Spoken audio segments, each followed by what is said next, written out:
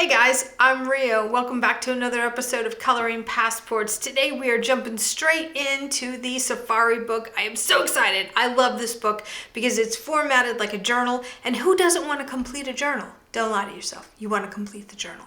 Let's get into it. I want to flip through the pages. It always makes me super happy to see the pages that have already been colored.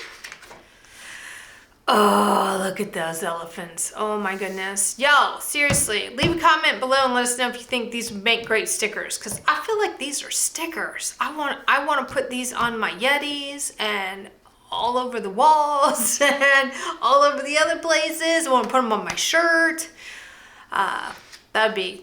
This one especially, I love this one right here. Super cute. So the elephant page is done. The giraffe page, definitely a sticker. Definitely a sticker. This gives you an idea that this could have been painted photorealistically, but I just went off the rails. I just went off the rails and just did the whole rainbow. So next page in line, the rhinoceros. So without further ado, let's get into it. All right, guys. So the rhinoceros, depending on the light, depending on the background. You know, most people are going to say a rhinoceros is gray. Well, that's not true. Depending on the way that it is presented will depend on the color that the rhino portrays. So in some situations, they're going to look gray. In some situations, they're going to be more blue. Sometimes they're going to be apricot. Sometimes they're going to be in the brown. So we're just going to get into this. And I'm trying to decide right now what I want to do with the backgrounds first. And I think I do want to get into the backgrounds first. I want this background to be green because I feel like the oxpecker's beak is super red.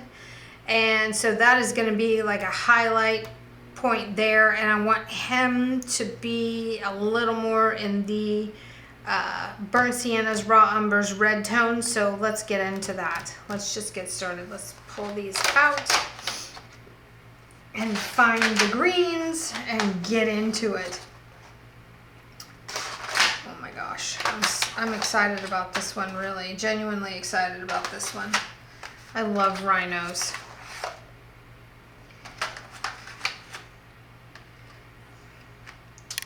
Okay, so what color of green are we feeling like putting down here? Peacock is going to be awfully blue-green. I always go for the brighter colors, but sometimes that's just not what you should do. So I'm going to go grass green. Let's try grass green right now. Let's get in here and start laying down some grass green.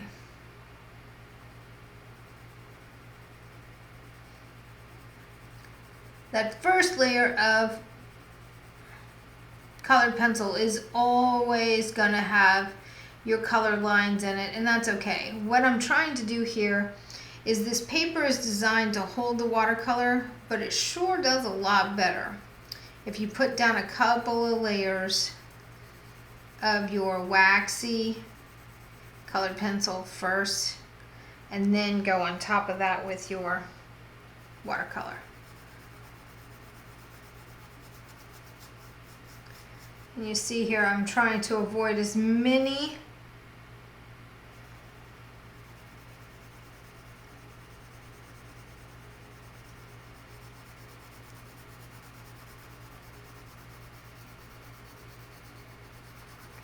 pencil lines as possible by coloring as wide as I can using the side of that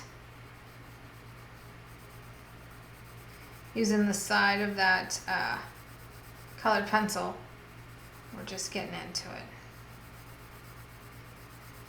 Get into the flow state. Doesn't have to be perfect.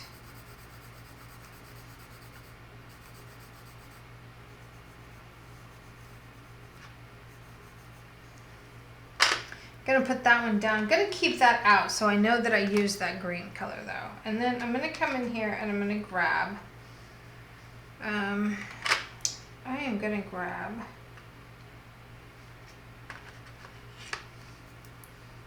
Kelly green.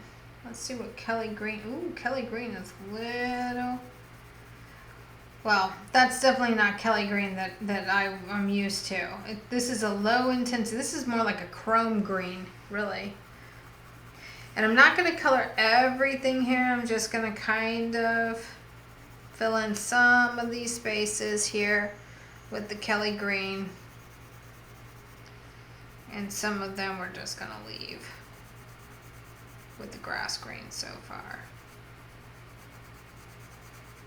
It's a really nice color though. I don't mind it at all. Okay, now I'm going to grab the spring green, which is more of a Granny Smith apple green. I'm going to come in here and add a little bit of color here too.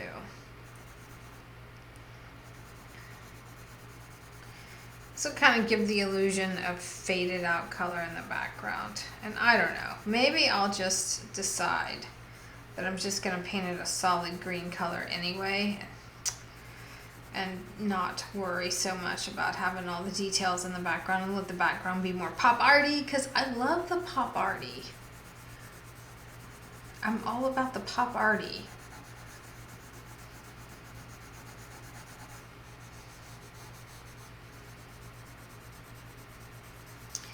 I'm just going over everything with this spring green. And you guys, I promise there's no forethought to this. I just sat down and just let the picture, the painting dictate to me how it feels. Okay, I like that color. So now what I want to do is, drum roll please, I need water for my watercolors. Oh, this is crooked. See how nice that looks already? Oh, it's so exciting. All right, filled up my brushes, filled the barrel up with water. So now I can get right into the watercolor part, which is exciting for me because I like to skip ahead to all the good stuff here. So I'm gonna come over here in my palette and I'm gonna drop some droplets to activate the paint.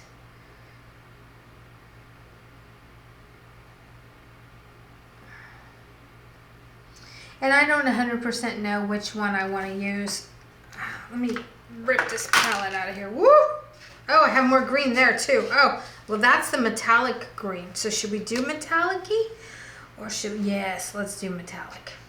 Let's just do it. I wonder if there's an interference green in here. Ooh, that would be so sweet. It would be super sweet if I painted this black and then got crazy with it.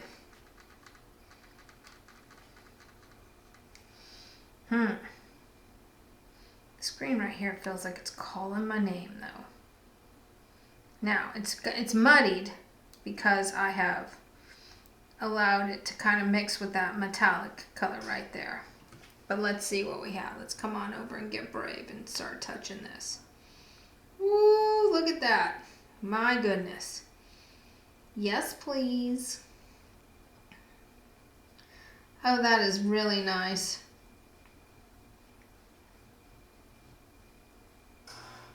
See, I know that Prismacolor does not advertise that they are water soluble. At least I don't think they ever have. But I'm telling you that they are delightful to work with the watercolor palettes.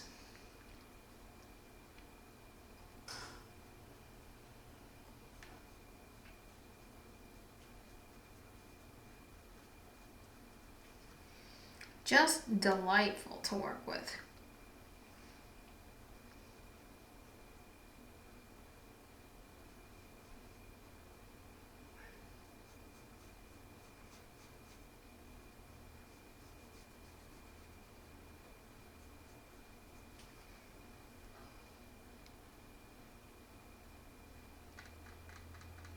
Have y'all been practicing your drawing?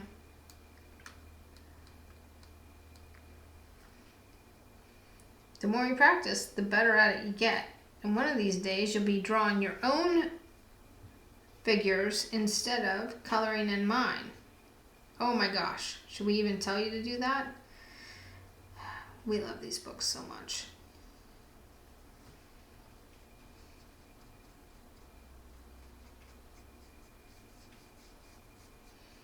I always suggest you get more than one copy of each book. That way you can dedicate one to pop art, one to realism, one to abstract. however all the different styles of art that you want to train in.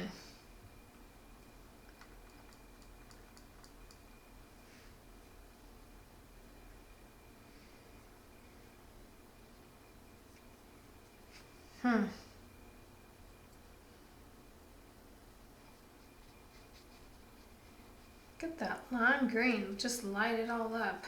That is so much fun.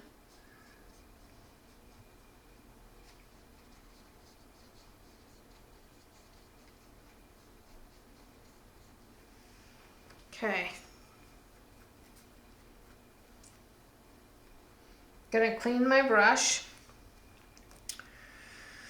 Ooh. Okay, we're gonna let that dry and we're gonna come right back. Okay, so I have grabbed 90% French gray. I don't know if this is the right color or not, but this is the color that I'm taking on because it's got more blues in it than it's more of a Payne's gray. It feels Payne's gray to me. Anyway, neither here nor there. Maybe it is, maybe it isn't. I don't know. So I feel like the underside of the bird is obviously going to be shadowed, and this sweet little oxpecker seriously looks like he is giving his rhino friend a hug and thinking about taking a nap right here on his horn.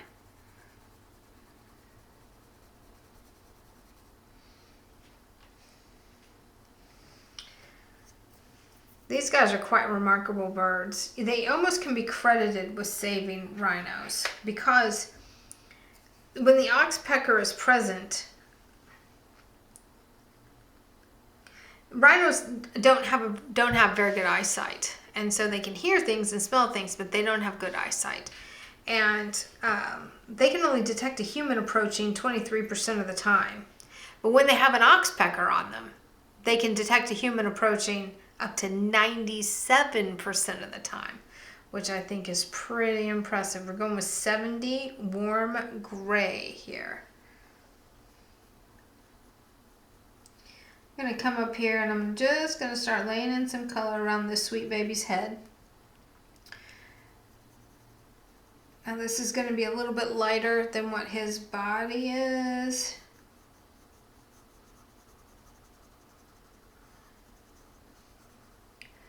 Gonna turn out to be. He's got a little bit of feather pattern there, and you know, we're not going for perfection. This is a field study.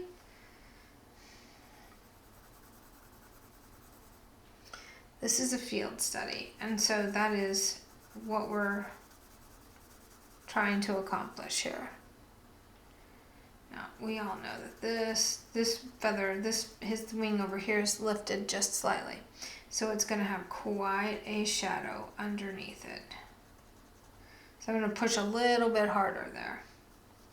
All of this back here, I'm just going to tread lightly.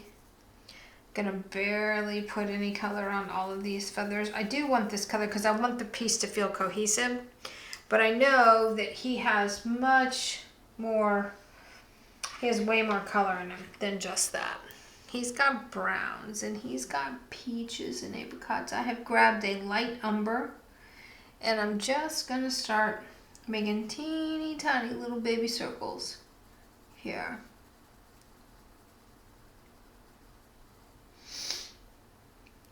And he's got some teeny tiny baby circles here underneath his eye. His eye is super intense and his beak is super intense.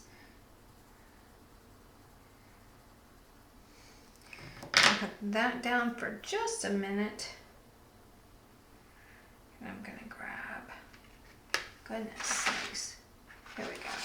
I want something with a little more orange in it. So this is burnt ochre. Is that the color that I want? Well, it might be the color for right in here.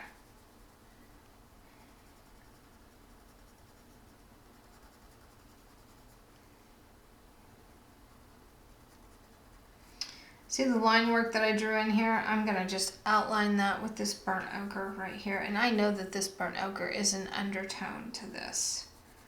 So I'm going to go ahead and lay some of this in right here.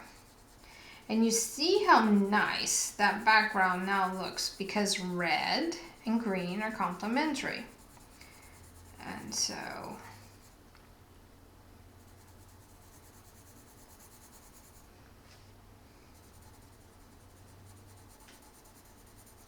there's lots of lines in the rhino's horn, and we're going to really accentuate all of this. We can really make this look realistic just by adding in more colors. And you can always just color it solid color, no big deal. But if you want it to look realistic, then this is how I'm going to attempt to do it. So I like to push myself to as far into the realism as I can sometimes, and then sometimes I pull back and just have fun. So I'm feeling like I'm gonna grab a little bit of peach up here in the back of his head, right in here. There's a little peachy color. We're looking pretty good so far. Y'all know, or maybe don't know, but I filmed the first 5 tutorials and my eyes were damaged, and I couldn't tell that the overhead screen was blurry. So we have to go back and film all of those again. So I had to take several weeks off and not do any art at all to give my eyes a break, and I've recovered 100% in one eye. And the left eye, I don't know if I'm going to get my sight back in it or not, but I'm learning to do this again, to do this all over with just having one eye that really works. So I'm just determined to keep painting. I'm going to keep painting. I'm coming in here and I'm just randomly adding some of this color. I'm going to add some of this peach down here. Right in here, you see, he's not really all just gray. He's got lots and lots of color in him.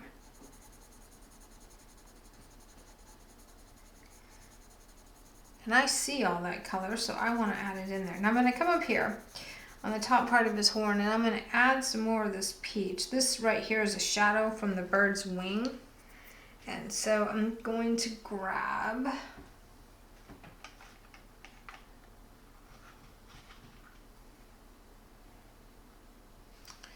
a dark purple, and I'm going to shadow that right there.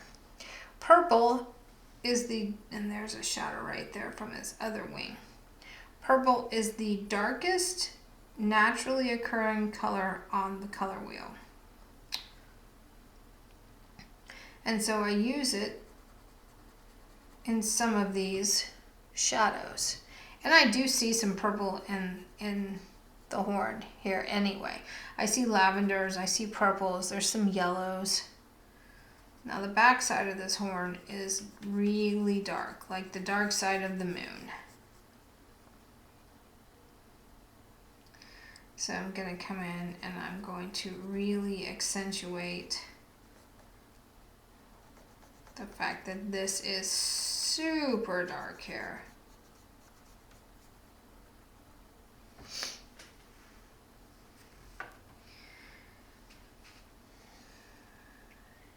Right in here, we're going to draw some of these lines. I'm just going to outline some of these things because all of these lines will help us to make this piece look more realistic. Now I'm not going to press super hard in some of the areas, but in some of the areas I am going to get in there and really get after it. And I'll have to go over that with another color. But for now, that's working, and I like it.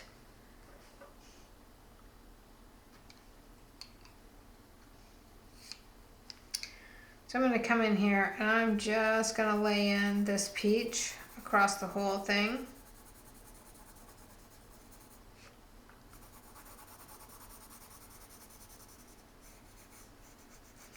So this is where we are so far.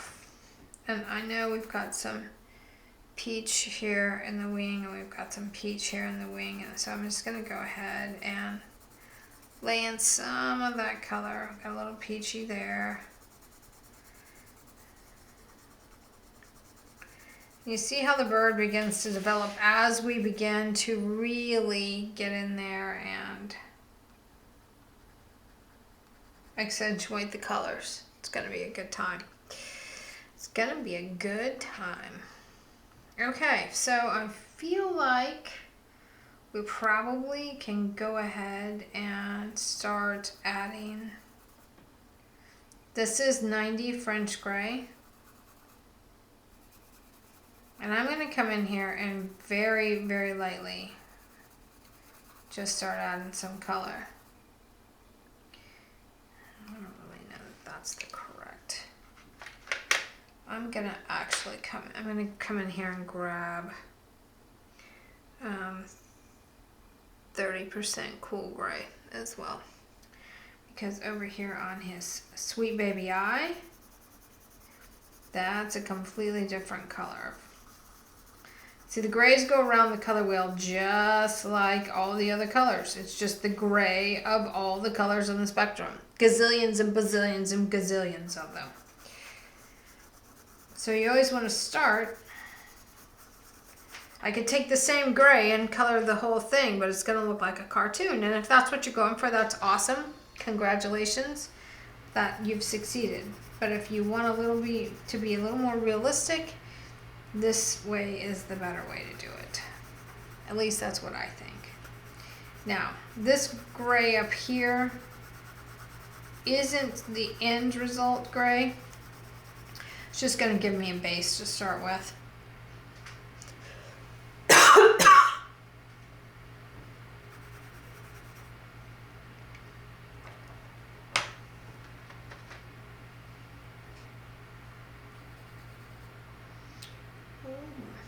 This is 50% warm gray.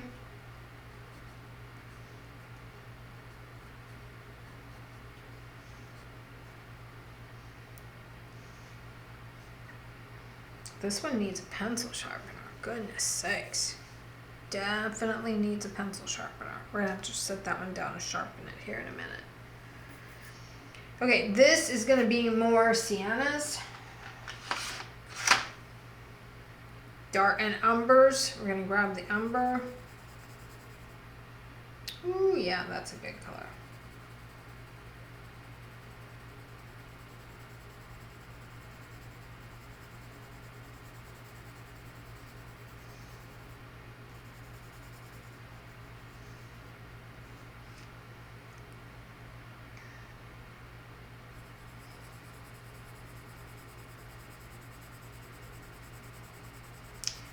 Come over here and color this. This rhino has 2 horns, y'all.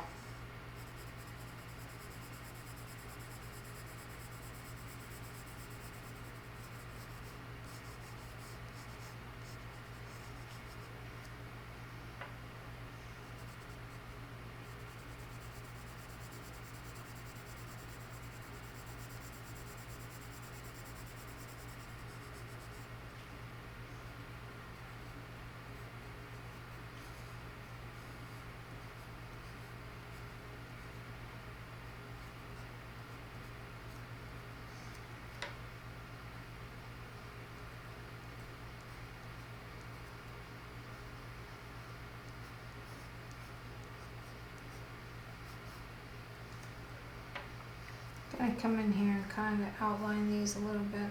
They're dark anyway, so it's okay.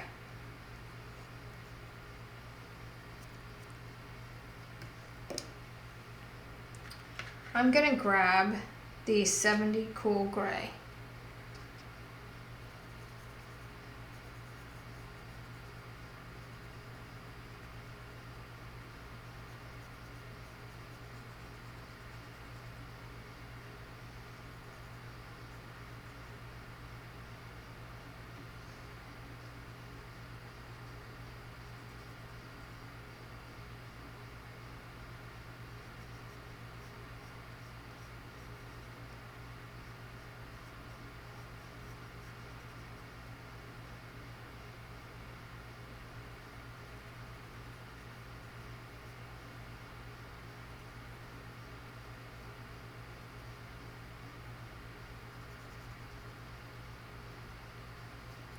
Gonna be a little bit darker right here, so I'm gonna go ahead and push pretty hard, and then I'm gonna add some other colors on top of it because that's not 100% the right color. I'm gonna come in here with some of this purple right over the top, and again, this is the dark purple in the Prism color line.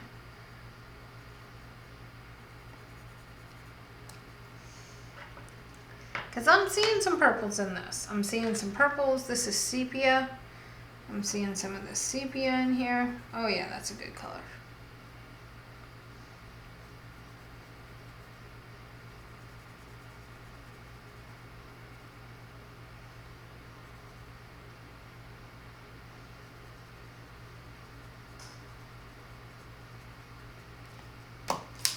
Back to the cool gray. And I'll come in with the pencils, or with the ink pens, or the paint pens, and highlight a bunch of this a little later. Let's see where we are. Okay, so I feel like I'm kind of getting impatient. I came over here and I got my browns and grays, put a little drop of water on them to activate them. I have picked up Caribbean Sea. I'm gonna come over here and put the blue in the eye that I can see that will make this look a lot more realistic. Ooh, that's really dark. Okay, I'm gonna put that down. I'm gonna grab Cloud Blue, and I'm gonna come in and go hardcore right over the top of that with the Cloud Blue.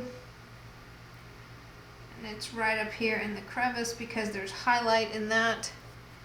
There's also going to be some Cloud Blue up in here because even though he's gray, he's got lots of other colors. I'm going to put some Cloud Blue in this one too. I'm going to put the Cloud Blue back, and I'm going to come over here and I'm going to grab, all of my grays are in order at this point. 10% cool gray.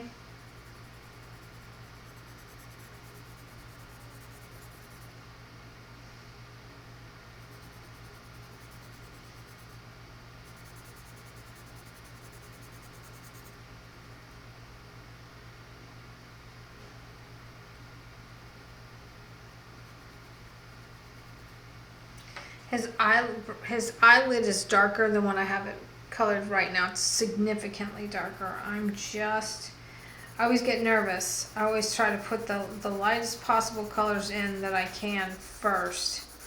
And so I'm going to color over all of this again because I really feel like I can expedite this. Oh, see how well that blends? Look at that. Look at how that color changes.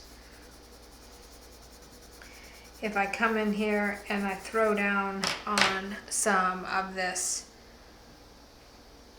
some of these other colors with the watercolor. So let's get into that. Let's grab some of the Payne's Gray.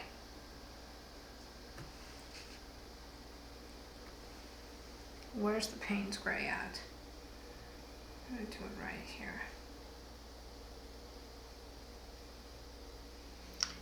And this might not be the greatest idea I've ever had. Might be a terrible idea. But I feel like this painting is going to take forever because of all of the various wrinkles that we have. And I want to do something fun with this background. Like blue skies and stuff like that. So I'm coming right here and I'm going to just lay in some more of this here. And then what we'll do is we'll come in and we'll use the colored pencils directly on top of that.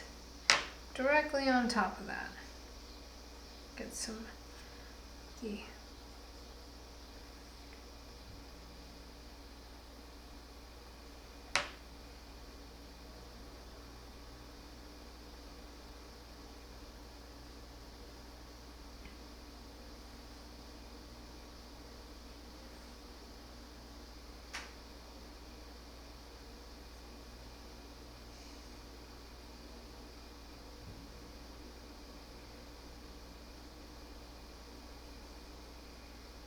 gouache would almost be a good idea at this point too. I'm wondering if gouache isn't the best option out there actually. It's definitely not that color. I don't like that color at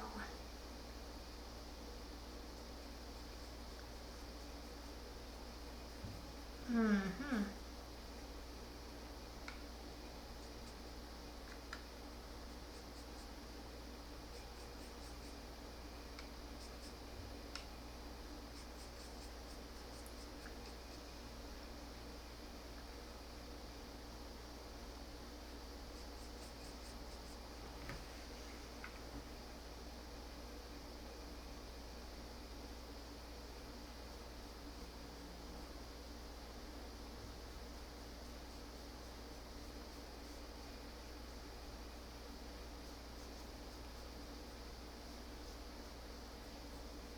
See how that color just starts to really define everything in him?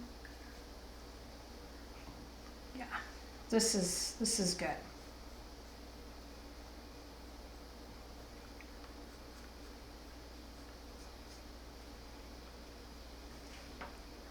Oh yeah, that's gonna be good.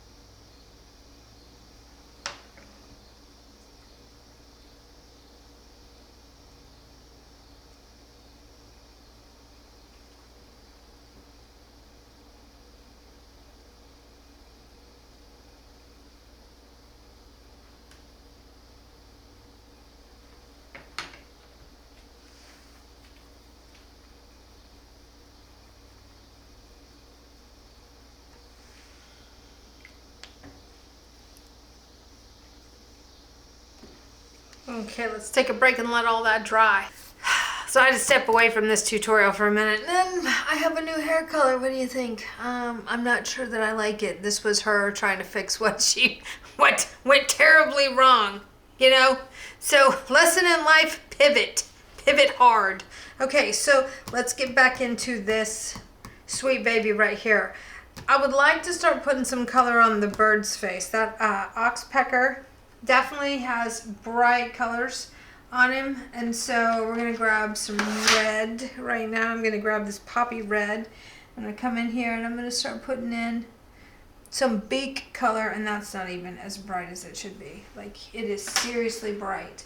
So I'm going to grab the hot pink and the carmine red. I'm gonna come over it with the hot pink to brighten it up. Oh yeah, there we go. Look how intensely bright that is. That's better. Now we're gonna go over with the carmine. There we go, right down on the very bottom here. Okay, I can live with that.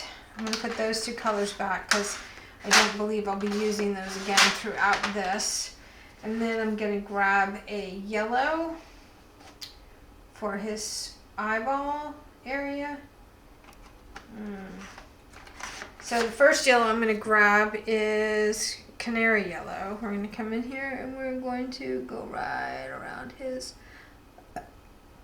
eyeball area just like that. And then I'm actually going to come in here and use some of that canary yellow just to start creating some shape on the back of his head, warming him up just a touch. I'm also going to put some of that canary yellow in here because I'm feeling like it's got some yellowy tints in here. Not a whole lot, but a little. So there's that. I'm going to put that back because I don't really need that any longer. I am now going to grab the pumpkin orange because I feel like we've got some pumpkin orange in this horn here. We just have lots and lots of different colors in this horn. This horn is very complex with regards to all the colors that are in it. And I'm just going to go over all of these things with this orange right here in the center part of this horn. Going to put some of it here.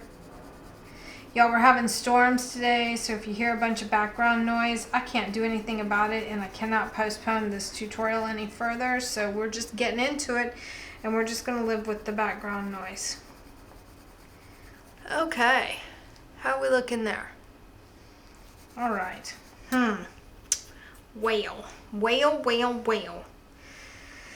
Okay, so that's been settled there with that. I'm going to grab the other browns here and just start playing with these colors because we're just got to get into it.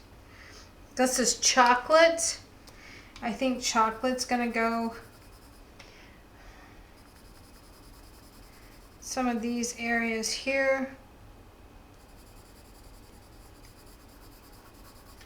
on his face, and then I've put down some watercolor here so that I have a little more control with the textures.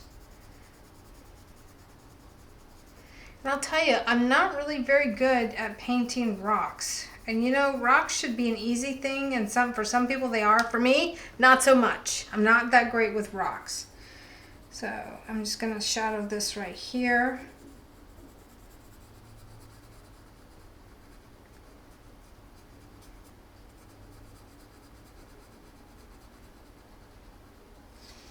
And I'm going to come in here and I'm going to put a shadow right here.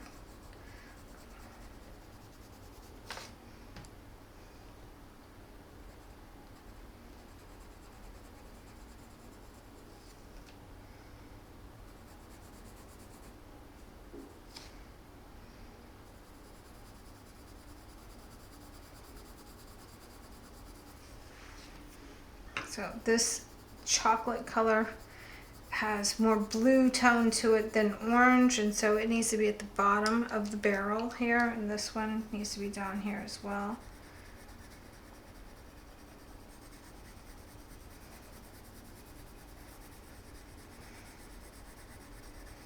Making these cool little hashy marks.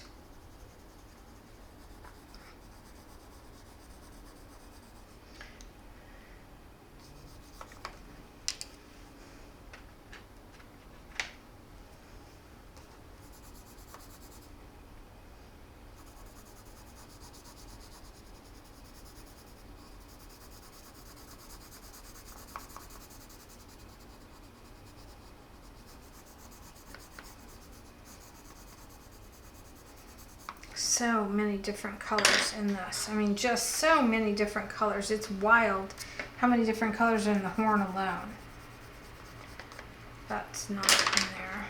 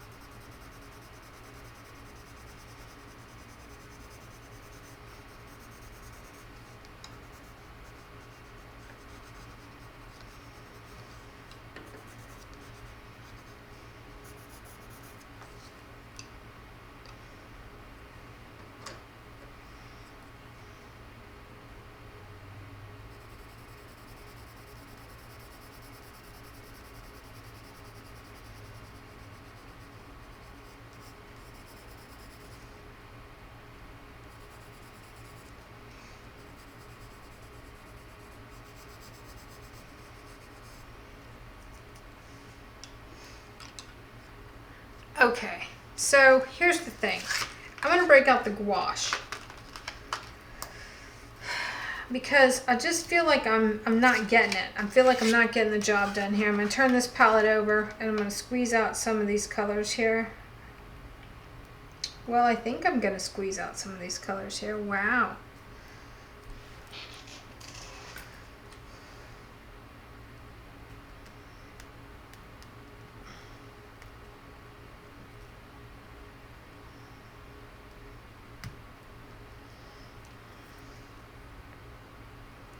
Okay, that's way more than I needed, but you know, yay me.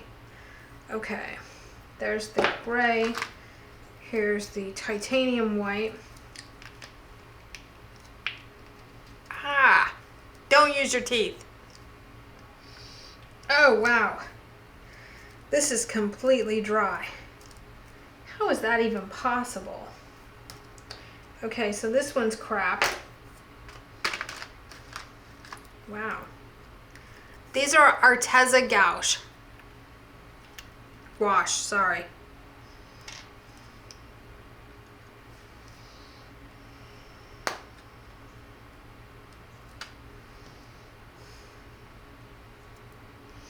Maybe I need to get the gouache from Temu.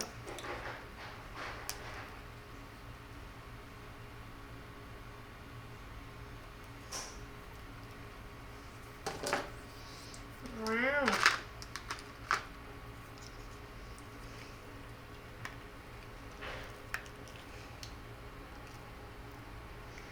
Wow, y'all, these are like really challenging to open.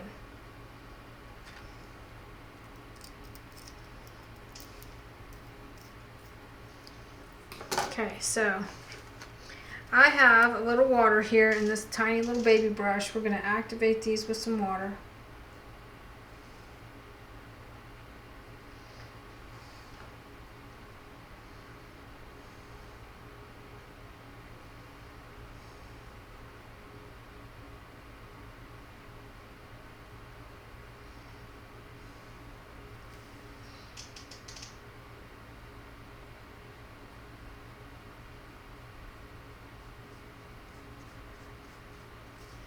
Oh yeah, I feel like that's going to be better.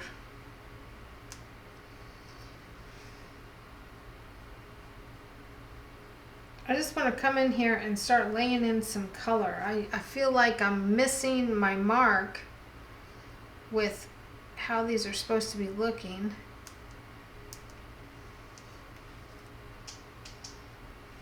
There we go.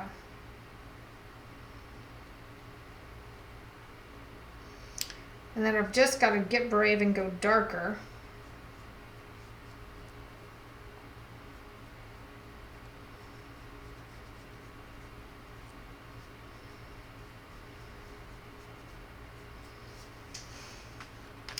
And this has like a pinky tinge to me, feeling to me, so we're gonna add, ooh, oh my goodness.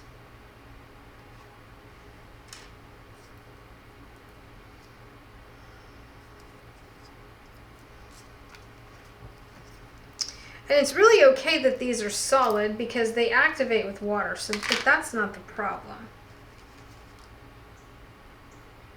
It's just getting them out of the tube that's kind of challenging.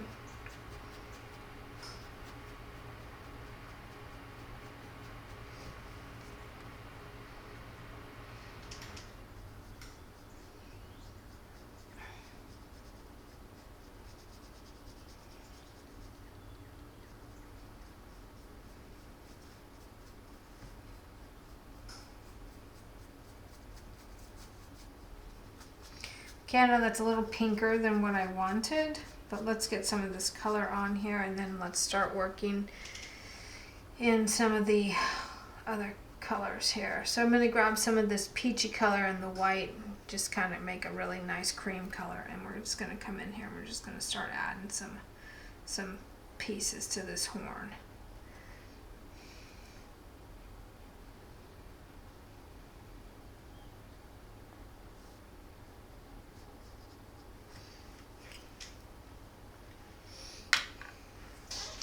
I'm not really a fan of the background color of this at all.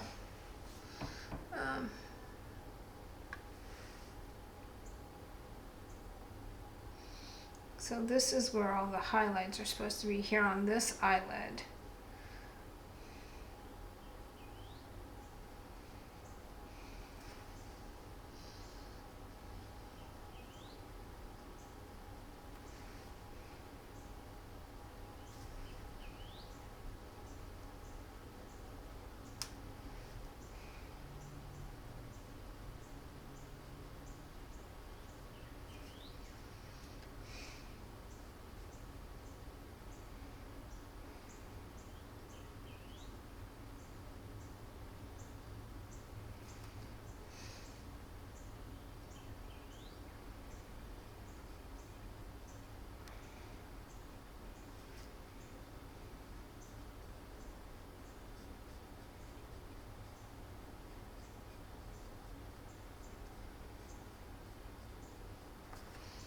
I gotta go darker here.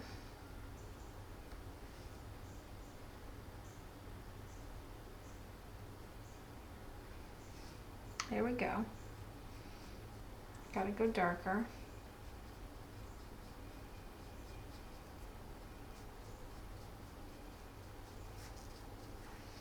So you can grab some of that pink and sienna mixture, go right into the gray, and just come in here and darken up these wrinkles here. I always find myself being nervous to go too dark, and I just don't think you can play that way. I think you just got to go for it.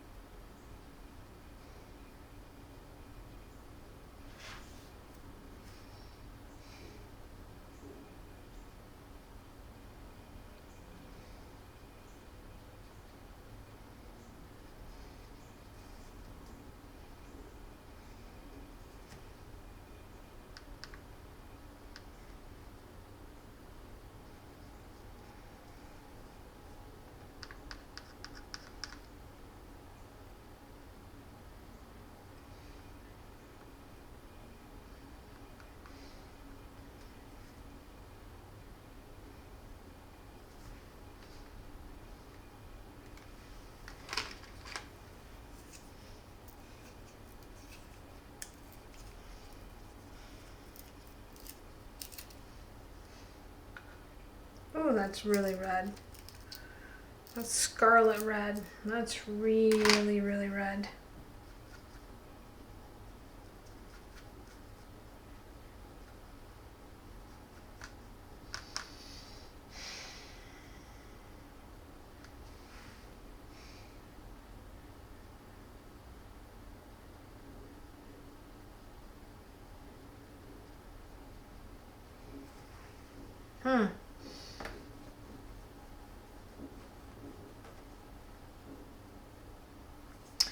I don't know.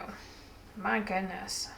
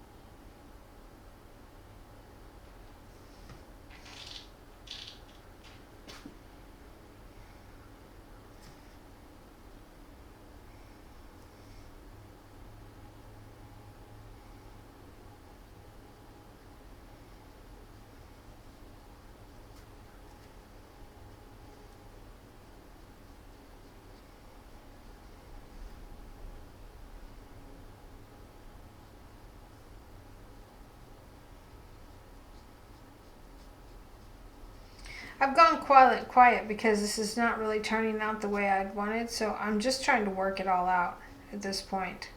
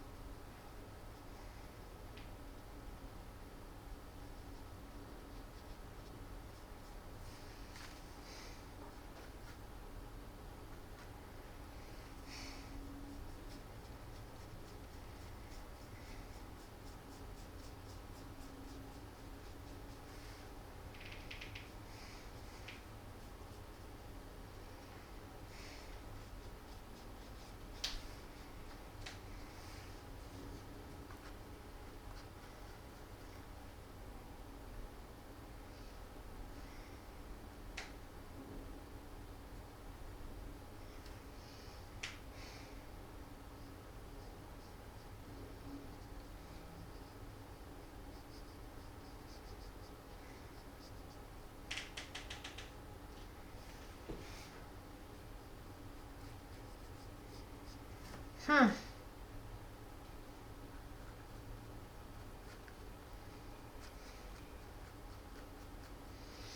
This horn is hard to paint.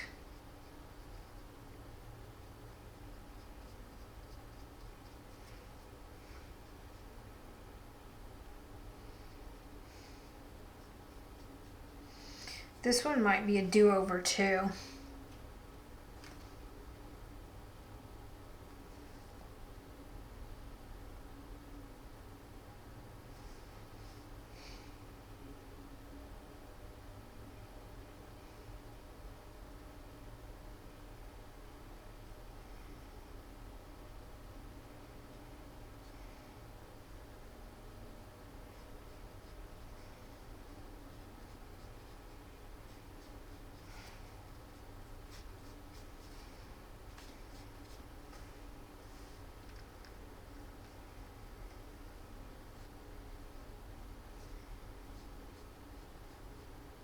Oh, maybe not. Maybe I just needed to loosen up and make broader strokes.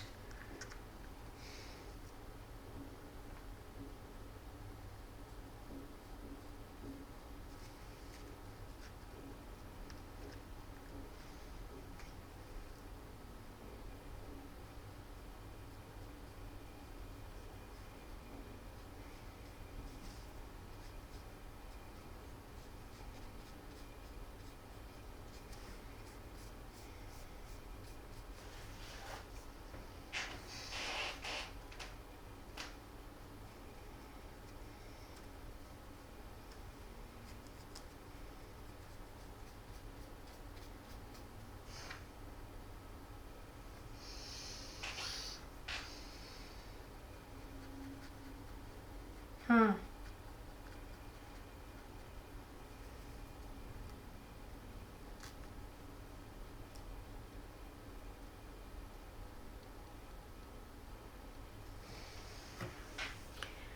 Oh, well, I just don't know.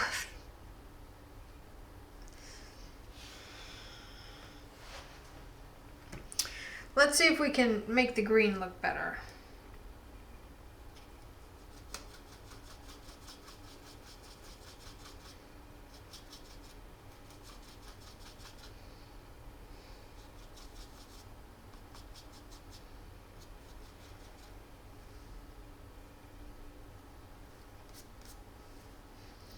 Well, we definitely don't want that green.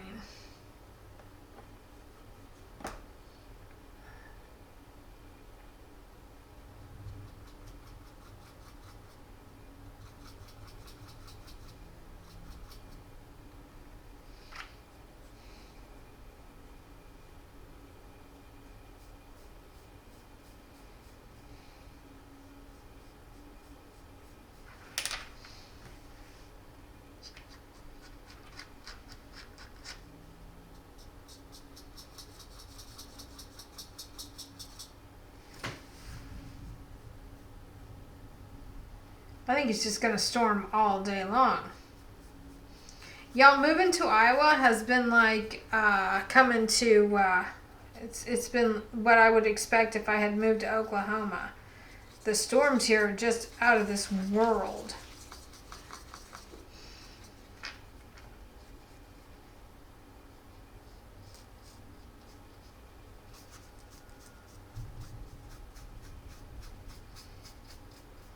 I'm going to go back over it with a fine liner.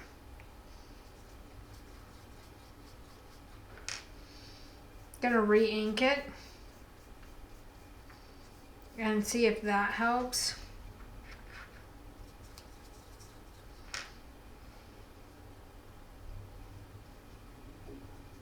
Any at all.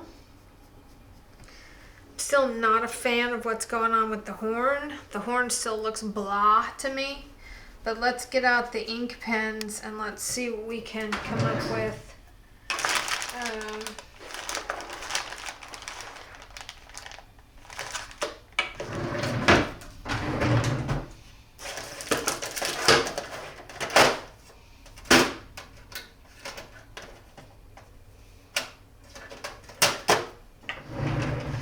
Bear with me, I don't know where my ink pens are.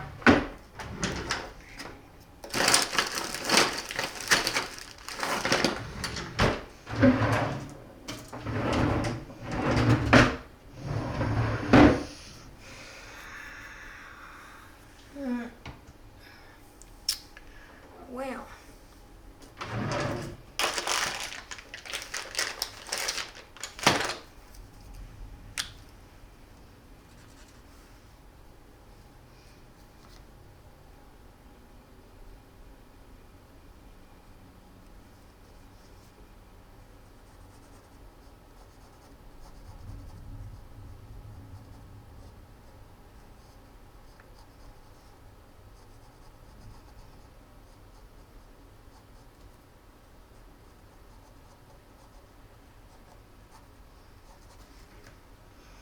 Is that gonna help?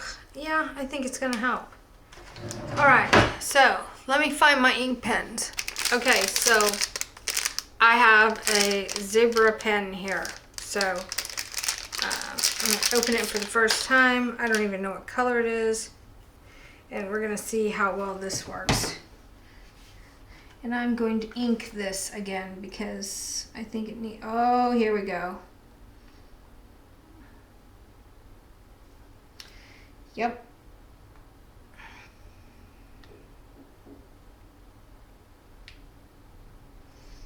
Absolutely.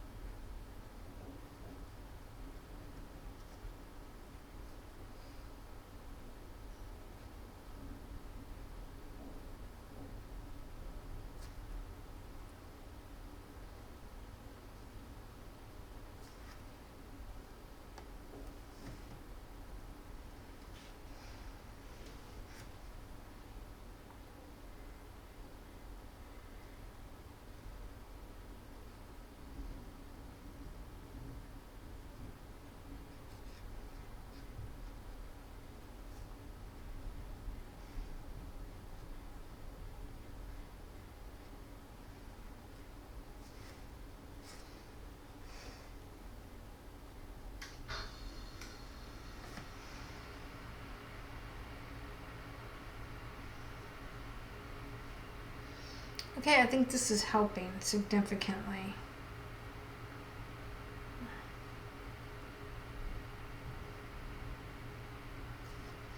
Because I feel like I am definitely struggling with this particular illustration. I'm telling you, while it appears that painting wrinkles and just a gray skin tone is easy, it is far from easy. It is hard.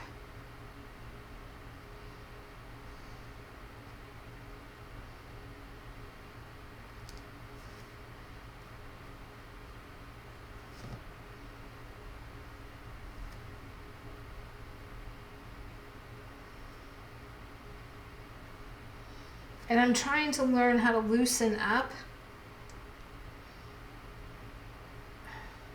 with my painting techniques, and that is also hard.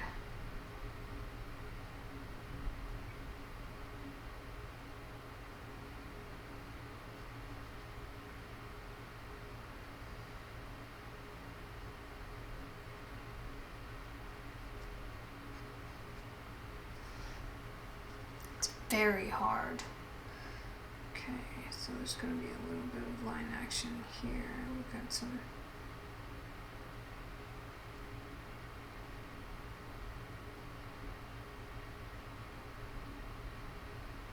And you notice that I'm not defining every single solitary line in the bird because the bird is further away, and I really don't want to define everything on the bird. I want to define the stuff on the rhino itself. I want to define the marks on his horn and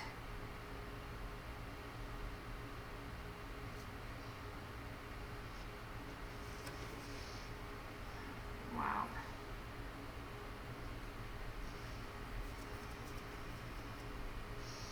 Again, I don't know if this is good or, but it's a learning process. It's a learning process for all of us.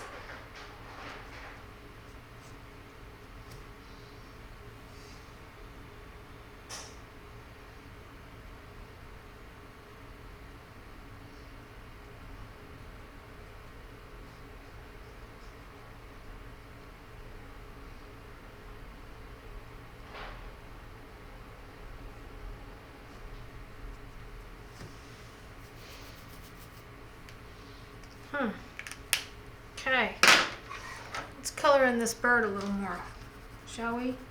Oh yeah, here we go.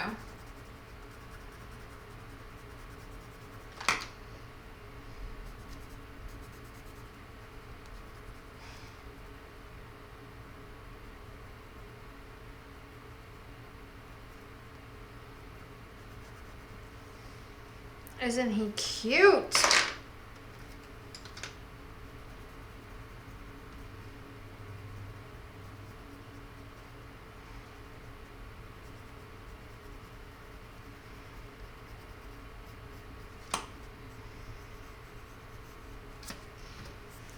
Okay. What are we thinking? I think we call it because, no matter what I continue to do to it, I'm not sure that I'm not sure that it's improving, and I'm not sure that it's not just kind of a waste of time. Let's, come in here and add a few lines for interest with the paint pen. And then let's add a few lines for interest with the jelly roll. Oh yeah, here we go.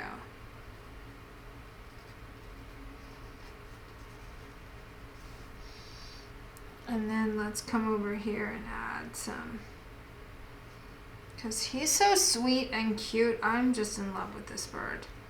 So I'm gonna give him a few little marks on his little sweet little baby feathers so that we can see some light on that. And then I'm going to come in here and I'm going to just kind of come across here with some scratches. I just want this to be roughed up. I don't want it to be, I'm not looking for perfection. I'm trying to find an illustration style for these guys that suits me. Oh, that's cute, actually. Yeah.